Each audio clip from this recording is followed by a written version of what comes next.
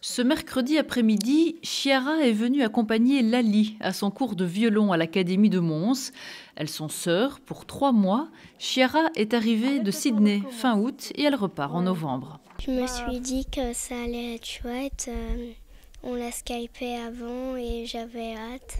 La maman de Lali a déjà vécu l'aventure de l'accueil d'un étudiant étranger à 2 reprises. Chiara est ma 3e étudiante que j'accueille. J'ai gardé des contacts avec les 2 premières que j'ai revues depuis. La première était aussi d'Australie.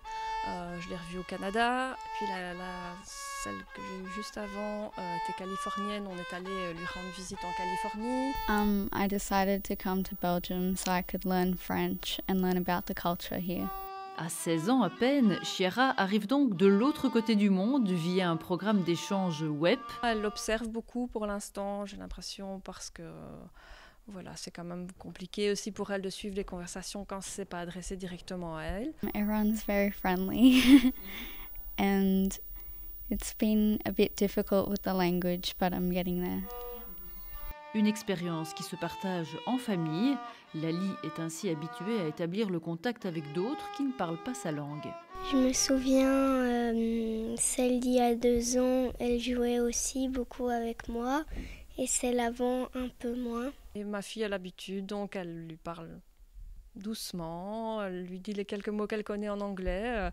Voilà, c'est un échange finalement. J'aurais envie qu'elle m'apprenne un petit peu plus sur l'Australie et de faire des activités avec elle. At home, I play with my sisters and I try to speak French with them, but not very well. And my host parents have been very good to me. At school, I have made friends and everyone tries to speak English with me, and I practice my French with my friends. À la maison, il y a aussi le bébé de Caroline et son compagnon. Chacun vit son quotidien normalement en y incluant Chiara. L'accueil demande finalement peu d'autre chose que de la bienveillance personnelle envers le jeune.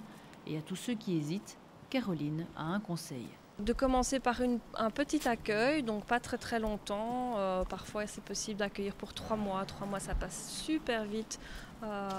Ici on a déjà, même en prévoyant une chose par mois ou lui montrer la mer du Nord ou des activités à Mons, on se rend compte que le quotidien est rempli vraiment. Il ne faut pas hésiter, la barrière de la langue, ça pose aucun souci pour les enfants, donc il n'y a pas de raison que ça en pose pour les adultes.